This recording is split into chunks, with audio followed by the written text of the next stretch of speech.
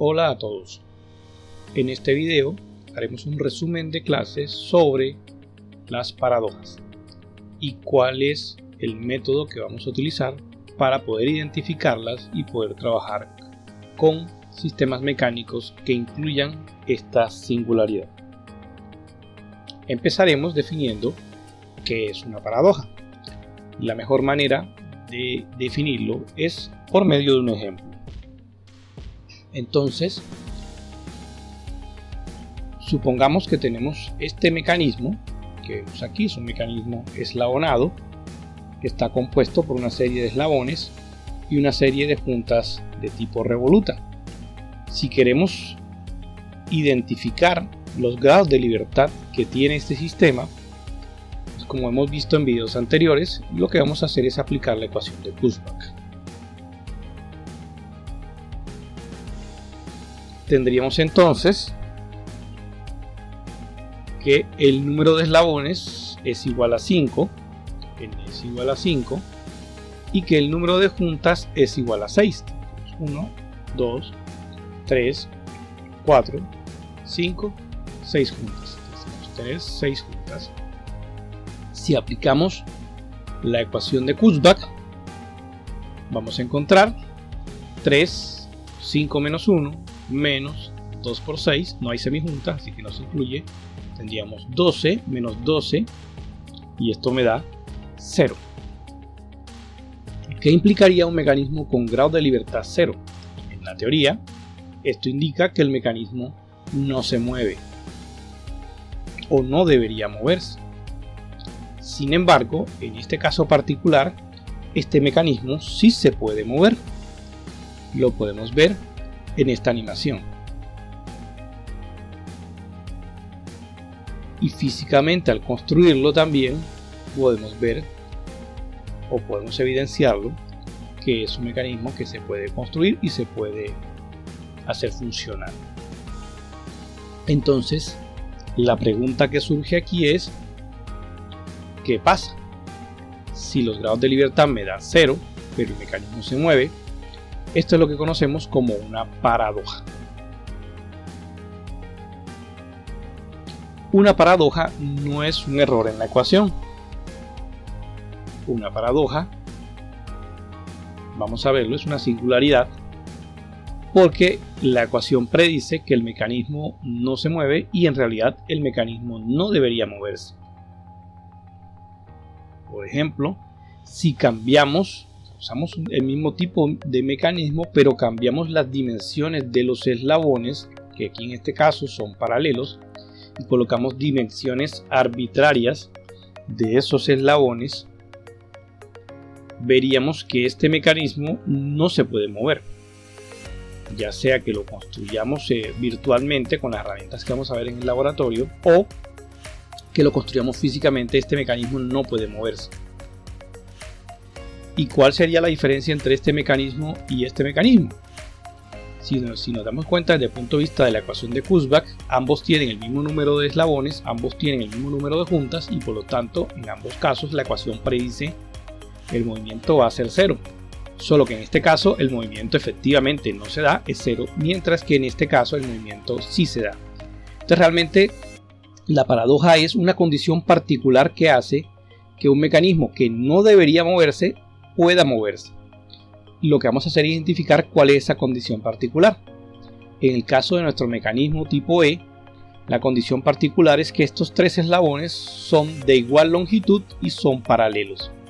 Si esa condición especial, geométrica en este caso especial, hace que este mecanismo se pueda mover y que este no se pueda mover.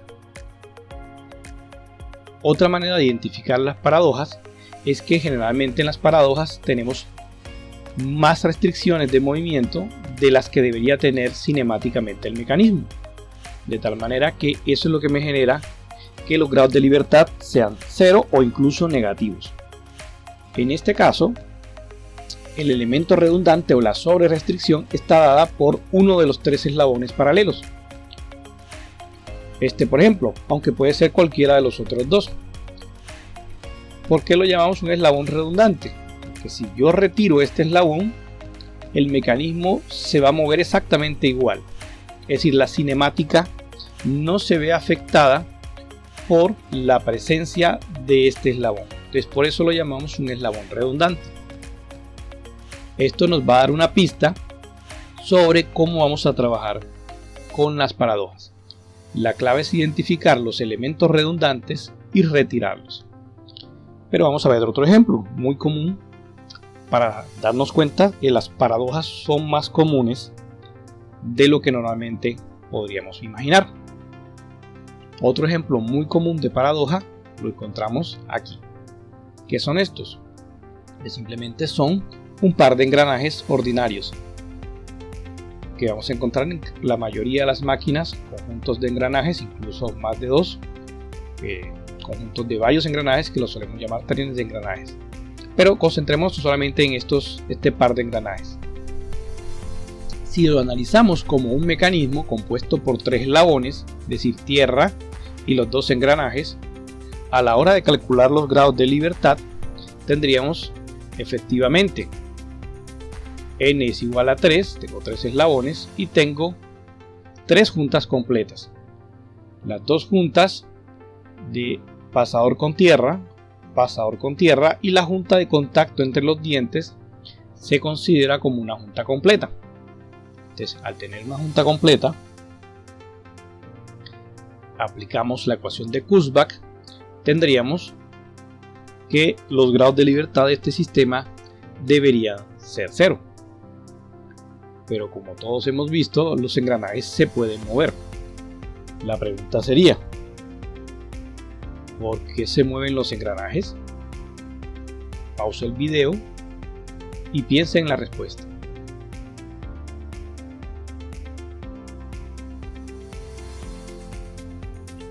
¿Por qué se mueven los engranajes? Tenemos dos tipos de respuesta. Una respuesta simple sería esta. Los engranajes se mueven porque son circulares. Efectivamente, si visualizamos que uno de estos engranajes, imaginemos que un engranaje de estos está mal fabricado y se achata o se vuelve elíptico. A la hora de empezar a girar, cuando ya pase a la parte ancha, se va a trancar con el otro engranaje. Así que digamos la respuesta simple sería que los engranajes se mueven porque son circulares y esa forma permite que los dientes puedan ir interactuando sin que se atranquen los eslabones. Si los hiciéramos de una forma arbitraria que no fuera circular, se atrancarían. Pero como les digo, esta es la respuesta simple porque este video que vamos a ver a continuación echa por el suelo esa respuesta simple. En este caso vemos que estos engranajes no son circulares, son cuadrados y sin embargo se pueden mover.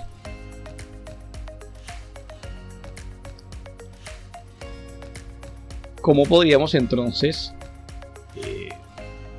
identificar por qué se pueden mover esos engranajes? Vamos entonces a una respuesta un poco más compleja. La respuesta compleja sería porque sus respectivas curvas base son conjugadas. Esto es matemáticamente un poco más complejo, pero simplemente es decir que las geometrías base de los engranajes pueden tener cualquier forma, no tienen que ser solamente circulares. La forma circular es la forma más común de los engranajes, pero pueden tener cualquier tipo de geometría, siempre y cuando la suma de las funciones radiales, las curvas base, sea igual a la distancia entre los ejes de los engranajes. Si yo cumplo con eso, los engranajes van a poder moverse perfectamente. Hay otras condiciones adicionales de los dientes, pero esas las veremos cuando entremos al capítulo de engranajes. Por ahora veremos que en la práctica podemos tener engranajes de diferentes formas y después de que la geometría de sus curvas sean conjugadas, ellos se pueden mover. Entonces es un resultado muy importante para estudiar y darnos cuenta que las paradojas son más comunes de lo que podríamos imaginar. Entonces, si ya nos hemos dado cuenta que en la mecánica van a abundar las paradojas por una razón muy sencilla, porque nosotros como ingenieros tendemos a sobre restringir nuestros diseños colocando elementos adicionales. Generalmente se hace por seguridad o por repartir de una manera más uniforme las cargas o por simetría. Un ejemplo muy común de esto lo encontramos en todas las casas: las bisagras de las puertas. Generalmente una puerta común tiene 3 bisagras, aunque cinemáticamente solo requiera una. ¿Qué significa esto? Que las otras 2 bisagras, desde el punto de vista cinemático, son redundantes, pero generalmente se utilizan 3 bisagras para tener una mayor seguridad. Si llega a romperse una bisagra, la puerta puede sostenerse con las otras 2. Una bisagra no es suficiente desde el punto de vista de las fuerzas, porque dependiendo de dónde coloquemos esa bisagra, los momentos que ejerza el peso de la persona que se carga sobre la puerta va a hacer que la puerta se gire. Es decir, las razones por las cuales colocamos 3 bisagras son más de tipo cinético que de tipo cinemático: repartir cargas, tener más seguridad, etc. ¿Cómo entonces trabajo con paradojas? El primer paso es darnos cuenta si hay una paradoja. Generalmente el primer indicador es que cuando calculo los grados de libertad me da 0 o un número negativo. Esto me indicaría a priori que el mecanismo no se mueve. Pero si por inspección yo considero que el mecanismo en realidad se mueve, puede que esté delante de una paradoja. Pero eso no es suficiente. Hay que identificar los elementos redundantes. Esa es la parte clave realmente de saber si estoy frente o no a una paradoja. Si no puedo identificar elementos redundantes, lo más probable es que no sea una paradoja, simplemente sea que el mecanismo efectivamente no se mueve. Pues que eso puede suceder. Pero si logro identificar los elementos redundantes, es decir, aquellos que al retirarlos el mecanismo se sigue moviendo igual, entonces estoy frente a una paradoja. Una vez tengo identificados esos elementos redundantes, el siguiente paso es eliminarlos. Elimino los elementos redundantes y verifico que el sistema se mueve igual. Esto es importante. Si el sistema no se mueve igual, quiere decir que estos elementos no son redundantes. Verifico nuestro grado de libertad con el mecanismo ajustado sin los elementos redundantes y ya debo tener grados de libertad mayores que 0, es decir, de 1 hacia adelante. La cinemática del sistema se trabaja entonces sin los elementos redundantes. Esa es la manera más sencilla de trabajar con paradojas. Vamos a ver unos ejemplos. En este primer ejemplo,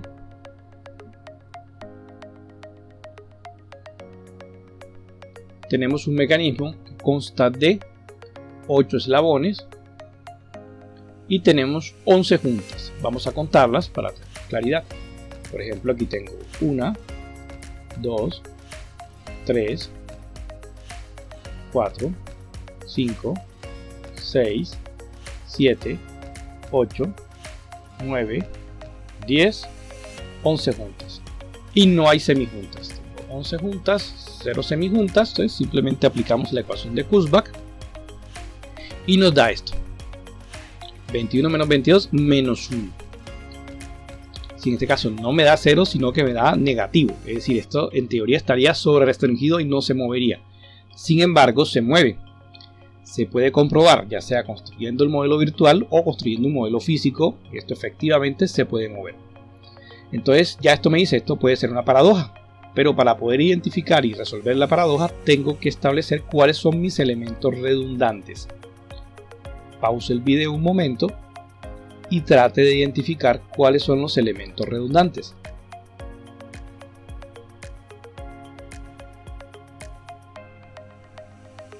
Bien, entonces, si lo has logrado identificar los elementos redundantes, vamos a ver que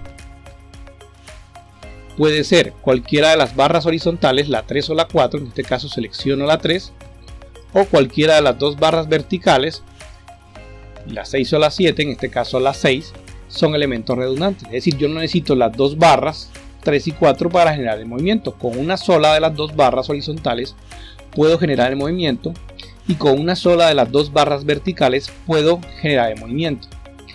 ¿Qué quiere decir esto? Que si la retiro, la cinemática va a conservarse igual, intacta. Entonces nuestro siguiente paso es construir un diagrama cinemático del mecanismo sin los elementos redundantes. Eso lo vamos a hacer aquí. Aquí vemos, por ejemplo, nos quedamos con el eslabón 2, el eslabón 3, el eslabón 4. En este caso el eslabón 7 lo renumeré y lo llamé 5, y el eslabón 8 lo renumeré y lo llamé el eslabón 6. De tal manera que el mecanismo queda reducido a 6 eslabones y vamos a ver cuántas juntas vamos a tener. 1, 2, 3, 4, 5, 6 y 7 juntas. Vamos a tener 6 eslabones, 7 juntas, 0 semijuntas, y si aplicamos la ecuación de Kurzbach vamos a encontrar que para el sistema reducido los grados de libertad son iguales a 1. Y después esto me permite comprobar que efectivamente era una paradoja y el sistema sí se puede mover. Para la cinemática, nuevamente decimos, trabajamos con el sistema simplificado. Para la cinemática. Para la cinética es necesario trabajar con el sistema completo, porque la transmisión de fuerzas sí va a ser diferente de tener una barra a tener las dos barras. Pero eso lo veremos cuando entremos al tema de análisis de fuerzas. Este siguiente ejemplo nos muestra este mecanismo que vemos aquí. Tiene 9 eslabones y tiene, vamos a identificar cuántas juntas tenemos. A ver, les voy a dar un tiempo para que la identifiquen ustedes. Pausen el video un momento y traten de identificar cuántas juntas tenemos.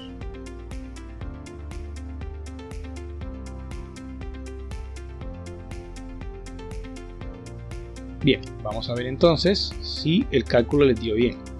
Aquí tengo una,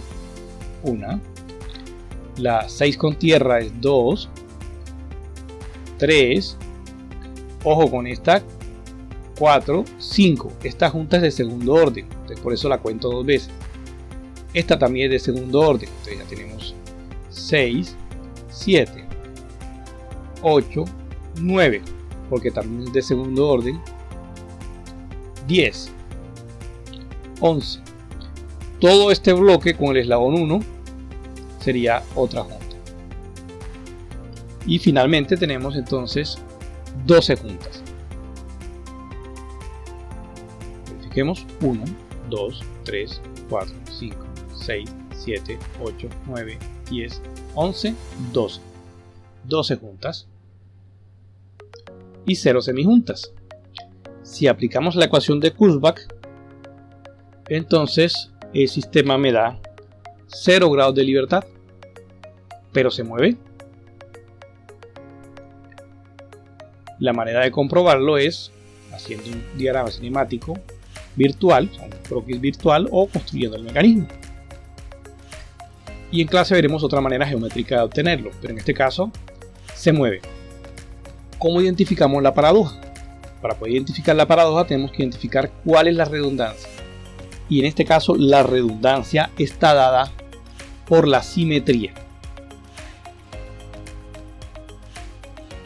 La simetría del mecanismo es esta. Este es el plano de simetría. La mitad izquierda es la mitad derecha reflejada. ¿Qué significa esto? Desde el punto de vista cinemático, solo necesito la mitad del mecanismo para generar el movimiento. La otra mitad en realidad se construye por temas de distribución de carga. En muchos mecanismos simétricos se hace eso. La simetría se da más por la distribución de cargas que por la cinemática del sistema. Entonces, en este caso, la solución de la paradoja consiste en trabajar solo con la mitad del mecanismo. Construimos el diagrama cinemático solo de la mitad, que sería en este caso, voy a tomar la mitad izquierda. Entonces me quedo únicamente con el eslabón 2, con el 6, con el 5, con el 3 y con el 4. Entonces me quedaría con 6 eslabones y vamos a ver cuántas juntas nos quedan. 1, 2, 3, 4, 5, recordemos que este es el segundo orden, 6, 7 juntas. Entonces vamos a tener 6 eslabones en el sistema simplificado, 7 juntas, 0 semijuntas. Aplicamos ecuación de Kurzbach y nos da efectivamente un grado de libertad. O sea que el sistema sí se puede mover, su versión reducida, y para efectos de análisis cinemáticos trabajamos con la versión reducida. Entonces esta es la manera de afrontar las paradojas. Como ejercicio para fuera de clase, pediría que buscaran otros casos de paradojas que se encuentren en el texto de Norton y buscar casos de paradojas en máquinas que ustedes encuentren en fotos o videos de internet. En la clase les explicaré cómo los vamos a subir al catálogo. Eso es todo entonces. Si tienen preguntas, favor dirigirlas al catálogo y sigan pendientes para más videos.